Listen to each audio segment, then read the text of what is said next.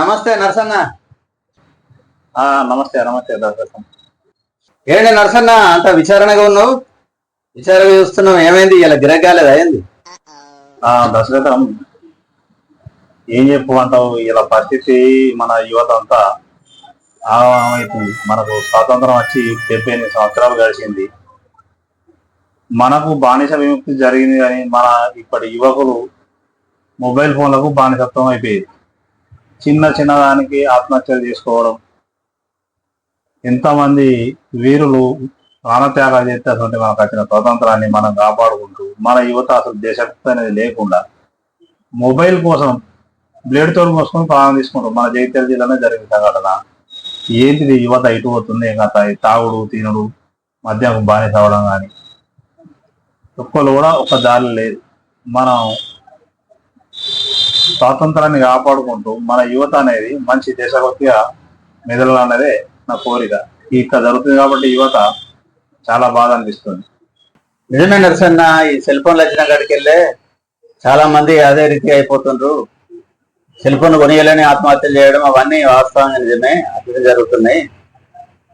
చాలా చూస్తున్నాం. మరి ఏం చేద్దాము? యువతను మారాలంటే కష్టం. ఆల్రెడీ అది స్టేజ్ దాటిపోయింది ఆల్రెడీ.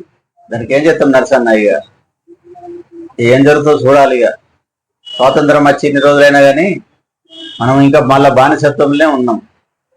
ఆ బానిసత్వమే ప్రేమలు లేకుండా చేస్తుంది. సెల్ ఫోన్ వచ్చిన నుంచి భార్య భర్తల ప్రేమలు లేవు, అన్నదమ్ముల ప్రేమలు లేవు, ఆత్మీయ పలకరింపు లేదు, అన్ని దూరం చేసింది సెల్ ఫోను. ఇక ముందు ముందు ఏం జరుగుతుందో ఇక చూడాల్సిందే. దశరథం భాయ్, అయితే ఈ ఫోన్లు అనేటి పిల్లలు వాడుతున్నారు, ప్రతి పిల్లలు వాడుతున్నారు. ఇంటర్నెట్ అనేది ఏదైతే మాకు మొదలు జియోలు చౌక ఇచ్చిండ్రో దాంతో ఫోన్లు అనేటి ప్రతి ఒక్కరు టచ్ ఫోన్లు వాడుతున్నారు. దాంట్లో రకరకాల వీడియోలు, ఇంకా చిన్న పిల్లలు అయితే అన్నం తినడానికి కూడా ఫోన్ చూపించుకుంటా తినిపిస్తున్నారు. ఫోన్ లేకపోతే వాళ్ళు తిండి కూడా తింటారు. ఫోన్ ముందర పెట్టి ఫోన్ చూపించుకుంటా, బొమ్మలు చూపించుకుంటా తినేపెడితేనే మామూలు ఫోన్ అనేది తినరు అని పెద్ద గొప్ప వైపు పోతున్నారు. ఆ ఫోన్ అనేది రేడియేషన్ తోటి పిల్లలకి కళ్ళు ఖరాబ్ అవుతున్నాయి. చిన్న చిన్న పిల్లలకు కళ్ళద్దాలు వస్తున్నాయి. ఈ ఫోన్ అనేది ఎంత వినియోగం తక్కువ చేస్తే అంత మంచిది. ఈ పిల్లలకు మనం ఫోన్ అలవాటు చేయద్దు. 5 సంవత్సరాల పిల్లలకు, అది కూడా టీనేజ్ యువకులు కూడా, యువత కూడా, అమ్మాయిలు కూడా ఈ ఫోన్లు చూసుకుంటా చెడుదారు పడుతున్నారు. దీన్ని మనం ఏ రకంగా కంట్రోల్ చేయడానికి పూనుకోకపోతే లాభం లేదు. ఖచ్చితంగా ఏదో ఒక ఆలోచన చేసి ముందు ఏంటంటే వాళ్ళ మైండ్ మ్యాచ్యూర్ కానీ పిల్లలకు ఫోన్ అనేది ఇవ్వద్దు. ఆ రకంగా చేసుకుంటే ఎవరింట్లో వాళ్ళు పిల్లల్ని కంట్రోల్ పెట్టుకుని అట్లా చేసుకుంటే ముందు మనకు ఇలాంటి సమస్యలు రావు. ఫోన్ అంటే ఫోన్ లాగానే వాళ్ళం తప్ప అదే జీవితం అన్నట్టుగా, అదే నా బతుకు అన్నట్టుగా ఫోన్ ఖరాబ్ అయితే చచ్చిపోవడం లాంటి ఇలాంటి సంఘటనలు జరగద్దు మళ్ళా ముందని కోరుకుంటున్నాను. అదే దానికోసమే అంత నాకు ఇవాళ 70 సంవత్సరాలు మన సంవత్సరం గడిచిన స్వతంత్రం వచ్చి 70 సంవత్సరాలు గడిచినా కానీ నా మనసు అంతా అదో రకంగా ఆలోచిస్తుంది. అందుకోసమే అంత మనోవేదనగా కూర్చున్నా.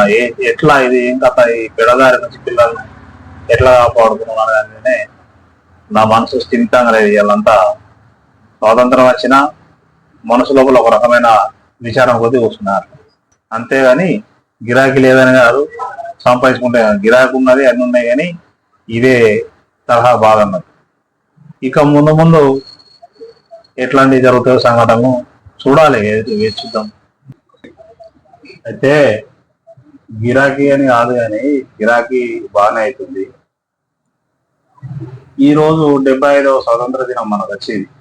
75 సంవత్సరాలు అవుతుంది. ఎందరో మహానవీరులు, అల్లూరు సీతారామరాజు, భగత్ సింగ్, శివాజీ మహారాజు, ఝాన్సీ లక్ష్మీబాయి, ఎందరో మహావీరులు ప్రాణత్యాగం చేస్తే మనకు వచ్చిన ఈ స్వాతంత్రాన్ని మనం అనుభవిస్తున్నాం. అట్లాంటి స్వాతంత్రాన్ని నేటి యువత చిన్నగా చచ్చిపోయిన ఫోన్ కోసము ప్రాణత్యాగం చేయడానికి కూడా సిద్ధపడుతున్నారు. వాళ్ళు ఫోన్లకు అంత బానిస అయితే ఈ యువత అనేది ఏమన్నా ఆలోచన ఉన్నదా? ఏమన్నా ఆలోచిస్తున్నారా? ఫోన్ లేని జీవితమే లేకుండా అయిపోయింది. తెల్లారి లేస్తే ఫోనే, రాత్రి 12 దాకా ఫోనే, ఎటు చూడు ఫోనే. 2 కూర్చుని 3 కూర్చొని మాట్లాడుకున్నా మనిషికి ఒక ఫోనే. మన మాటలు అనేటి ఈ మొత్తం దూరం అయిపోయినాయి.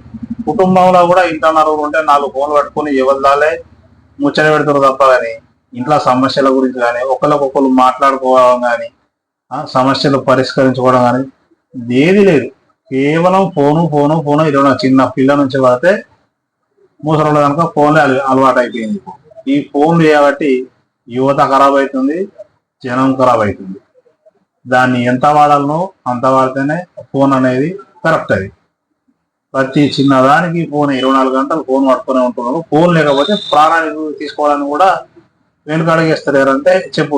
ఒక తండ్రి ఫోన్ కొనేయకపోతే కొడుకు ఆత్మహత్య చేసుకున్నాడు, ఒక బిడ్డ ఆత్మహత్య చేసుకున్నది, ఒక ఆయన చెట్టు కూరు పెట్టుకున్నాడు ఇక్కడ మన రాయకల్లని పిల్లలు ఫోన్ కొనేయకపోతే. ఇవాళ ఆడు బ్లేడ్ పట్టి చేయి పోసుకున్నాడు. ఏంటిది యువత అయినా ఎవరైనా కానీ ఫోన్ల కోసం అట్లా చేసుకోవద్దు అన్నదే మా ఉద్దేశం. ఫోన్లు అనేటివి ఇవాళ కొనుక్కోవచ్చు, తీసేసుకోవచ్చు, కానీ ప్రాణం పోతే తిరిగి రాదు. కాబట్టి తల్లిదండ్రులకు లేనిపోయిన శోకాలు పెట్టద్దు. ఈ సెల్ ఫోన్ల కోసం ప్రాణాలు తీసుకోవద్దు అన్నదే మా ఉద్దేశం. ఫోన్లు వాడుకోవాలా, అవసరమన్నది వాడుకోవాలి, అతిగా వాడుకోవద్దు అనేది చెప్తున్నదట. మరి అంతా చచ్చిపోయిన ఫోన్ల కోసం చావాల్సిన అవసరం లేదు.